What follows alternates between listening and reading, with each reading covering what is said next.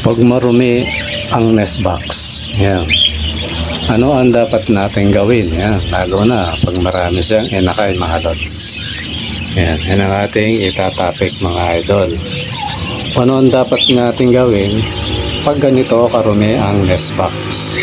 Let it, bang, bang. Magandang araw, mga lods. Yan. Ngayon, bago tayo pumunta sa topic natin, yan, pinapauna ko na, may sumali uli si Timo J. Dulin. Yan. Hindi ako nagkakamali, mga lods, ha. Kasi kaninang madaling araw siya nag-entry. Nakita ko nung umaga na. Yan. Mag-comment ka na lang, lods, kung mali ako. Totally, hawig naman yung pangalan niya sa Facebook tsaka sa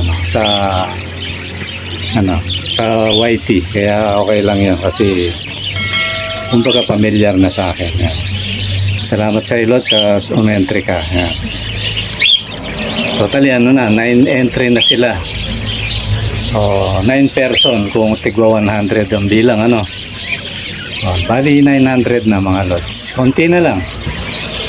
Na lang tuwing 13 yan. 13 na participant, mga lods, pwede na yan. Okay, mga lods, lang yung mga gustong sumali, panoorin nyo lang yung mga naunang video, mga nauna sa mga dito, makikita nyo kung paano sumali.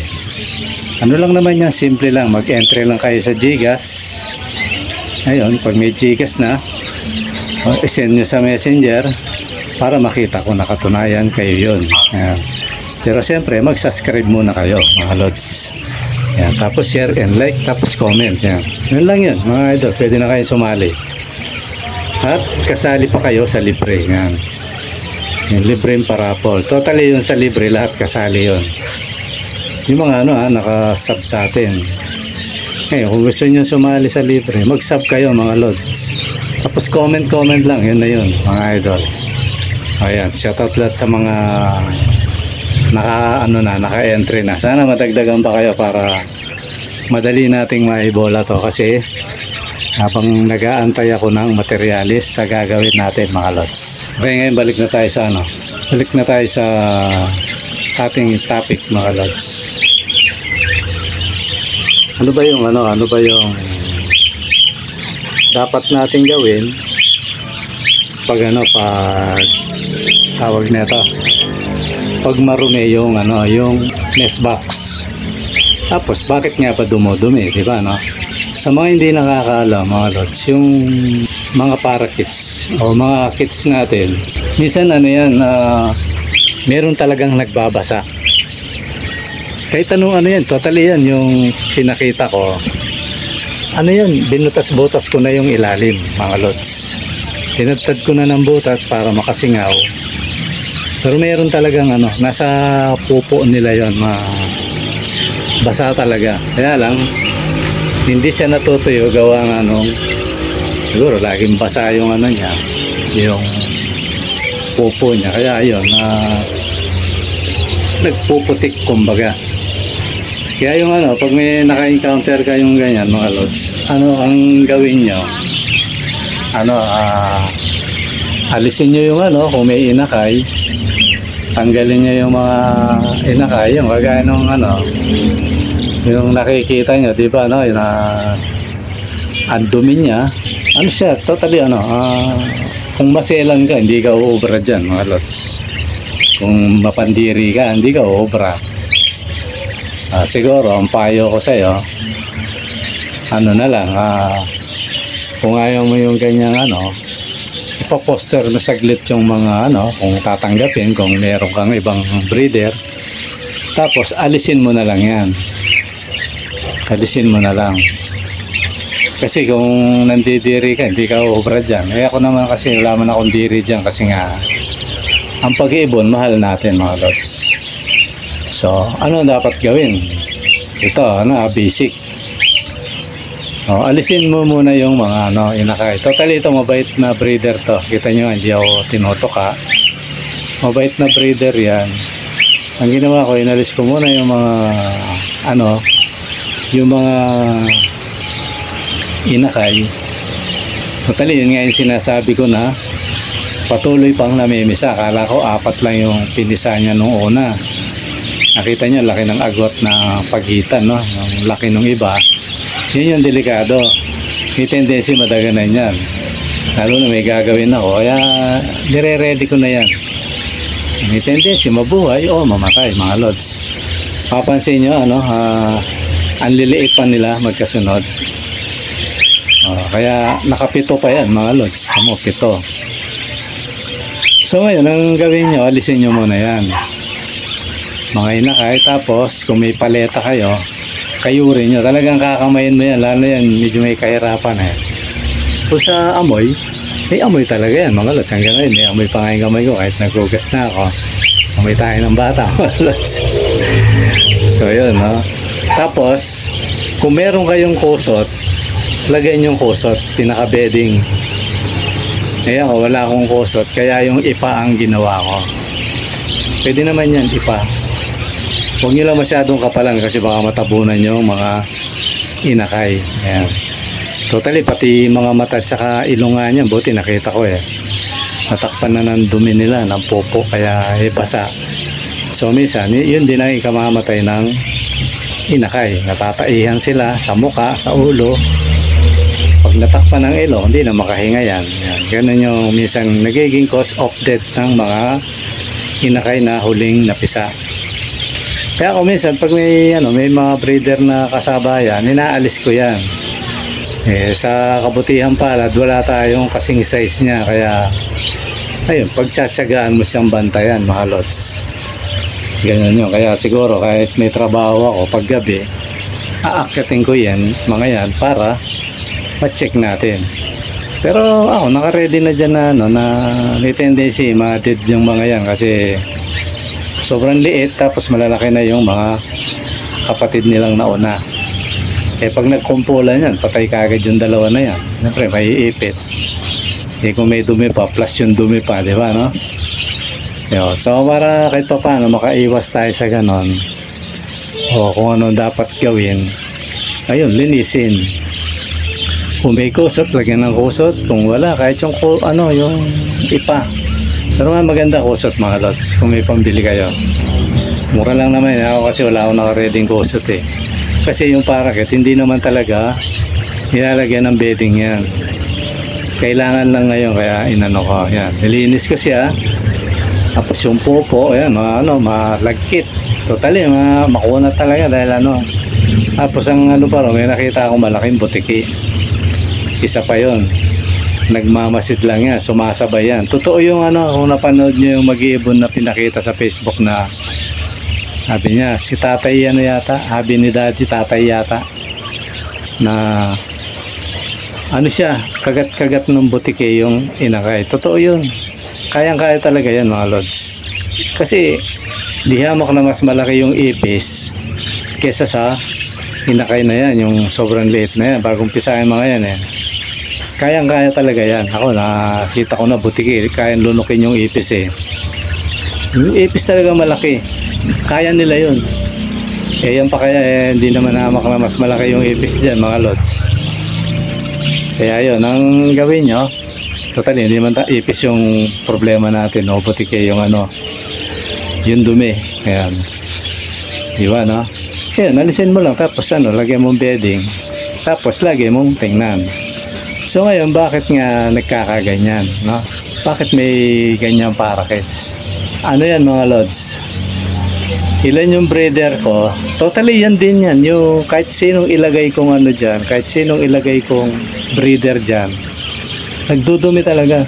Totally, ilang breeder na yung inalis ko dyan, tapos pinatuyo ko yan, binalik ko ulit. Tapos ibang breeder. Ganun talaga yung nest box na yan. Talagang ganun. Pero ang maganda doon, mga lods, kahit ganyan yung na yan, yung nest box, kahit anong butas ko dyan, kahit anong lagyan ko ng airflow para makalabas yung di ba, makasingaw kahit pa paano. Ganun talaga. So ibig sabihin, wala tayong magagawa ron. Ganun talaga yon. Maliban na lang kung itapon mo na lang yan. Kaso ayoko namang itapon kasi alam niyo kung bakit. Ang kagandahan dyan, kahit naman sino yung ilagay kong breeder dyan, success lagi yung yung pagbe-breed. Kita nyo naman, di ba, no? At take note mga lods, yung si Tweety, nasa baba kasi nung araw yan yung na yan yung nest box na yan. Oh, nilagay ko dyan si Tweety, ang dami ring naging naglagay ako dyan ng ibang na breeder dati. Ganun din, napaka nila. Tapos kung di ako nagkakamali, naging nest box din ni yan, ni Marites tsaka ni Mario. Although buhay pa yung dalawa na yun mga lods. Sinala yung legend na ibon ko. Success talaga na nakailang clutch si dyan, Mario, yata. Hanggang sa nilagay ko na sila sa cage, sa flying cage. Nakapito yata o 8 clutch mga lods. Mula pagiging ibon ko sila, naging 8 o 7. Ngayon, di ako nagkakamali. Sipin nyo yun, sa tag-4 na lang, di ba, no? Yung na yan, nest box, ganun din, rin mga lods, nagpuputik din. Kahit anong linis ko rin dati, ganun talaga nagpuputik. Tapos naglagay ako ng puti dyan, ganun din, yung kaparis niya, yung Japanese rainbow. Ganun din, nagpuputik din. Kahit sino ilagay ko dyan, talaga nagpuputik. Pero binutas-butas ko naman yung niya dati niyan. So, yun, di ko na maitapon kasi sayang naman. Kasi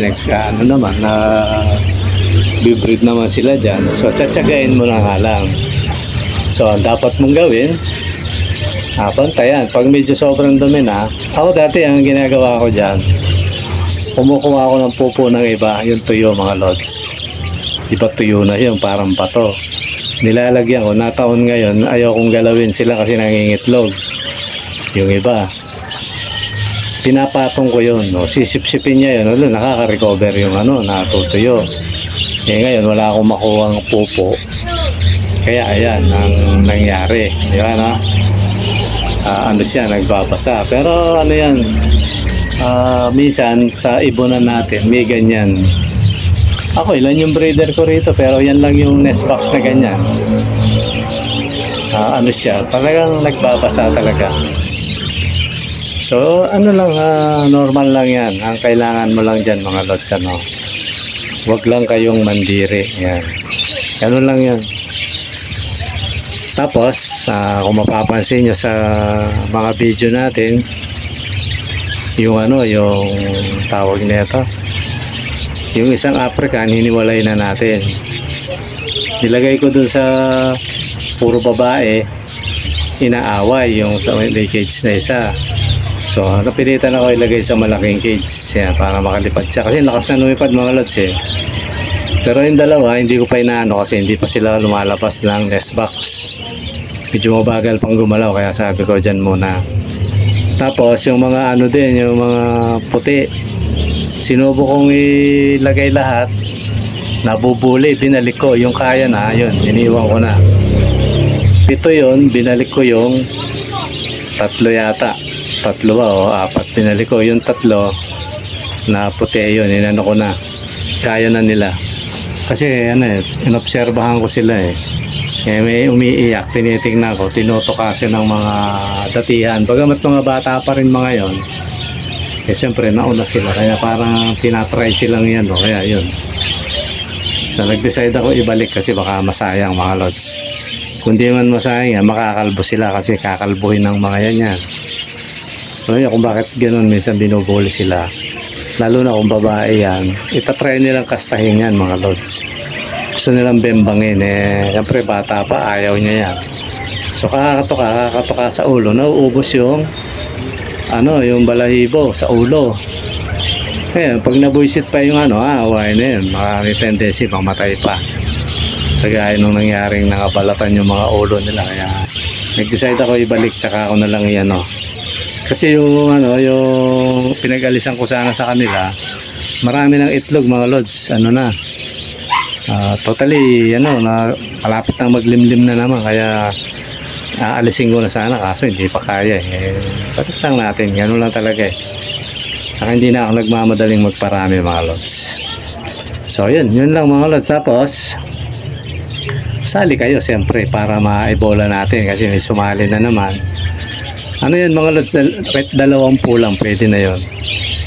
At least may pamasahe na kasi inaano ko baka malayo yung Manalo siyempre malaki-laki pamasahe doon mga idol. Kaya kailangan natin bunuin yon para hindi tayo kakaba-kaba na kung malayo man ang Manalo may pamadyak mga lods. Kasi minsan sinasagot ko na rin mga lods pag sinumpong tayo ng kabahitan nasagot ko na yun, lalo na kung okay naman si lods ganun yun mga idol.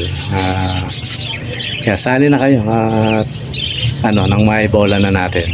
So yun lang siguro mga lods. At sana yung mga nagbabasang dyan, nagbabasang mga puga dyan, ayun ang solusyon dyan. Pero kung may kayo, halimbawa kaya nyo naman baklasin yung kabaklasin, sa next time di palitan nyo na lang ganun. Pero ako talaga, karanasan ko talagang nagbabasa siya ang hihinayin lang ako itapon mga lods. Okay mga lods, siguro hanggang dito muna at maraming salamat. At kung ano man yung mga konti-konting mali, normal lang yung mga idol sa pagbablog natin kasi hindi naman tayo perfect mga idol. Okay mga lods, maraming salamat sa panonood. Bye bye. At kung bago ka pa lang sa aking channel lods, sana mag-subscribe ka na. Subscribe yan para may chance kang manalo ng mga parakits yan. Kay libre, kay may entry mga lods, may chance ka basta lagi ka lang mag-comment mga lods. Okay mga lods, maraming salamat. Bye bye.